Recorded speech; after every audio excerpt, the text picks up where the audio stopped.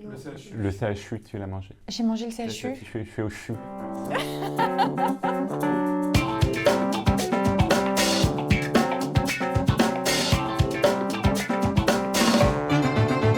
Bonjour, je suis Pascale Hermouet, diététicienne au CHU de Poitiers depuis 1996, donc ça va faire bientôt 30 ans.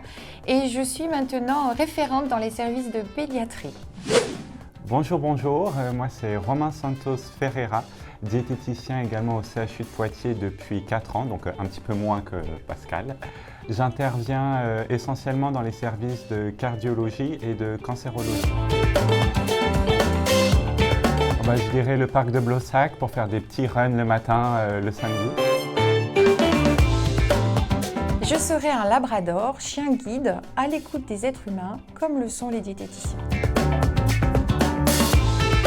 Tout d'abord, il faut savoir que nous pouvons intervenir dans tous les services de l'hôpital, aussi bien en hospitalisation traditionnelle de semaine, de jour ou en consultation.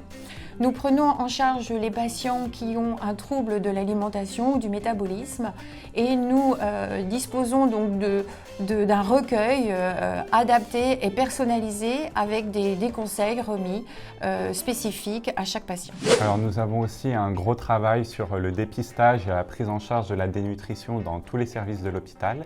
Et puis après, nous avons des missions transversales, par exemple former les aides-soignants ou donner des cours, échanger lors de réunions pluridisciplinaires ou intervenir lors des commissions, comme par exemple le comité de liaison alimentation et nutrition.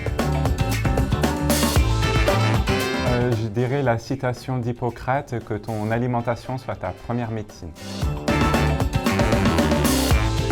Alors dans un premier temps, on va dépister les patients à l'aide de critères qui vont nous aider à poser un diagnostic pour savoir si le patient est dénutri ou non. Et puis par la suite, on va la prendre en charge. Dans un premier temps, on va faire de l'enrichissement en calories en rajoutant du beurre, de la crème, de la confiture dans un yaourt et puis en protéines. Alors ça peut être de la poudre de lait, ça peut être avoir des œufs en plus dans une purée par exemple. Et en proposant également des compléments nutritionnels oraux, des boissons, des crèmes ou même des gâteaux protéinés et caloriques qui vont aider le patient à couvrir ses besoins nutritionnels. Lorsque l'alimentation enrichie ne suffit pas, on va avoir recours à une nutrition par sonde nasogastrique qui va nous permettre d'acheminer directement les nutriments énergétiques dans l'estomac du patient. Et lorsque le tube digestif n'est pas fonctionnel, alors là, on aura recours à une perfusion de nutrition.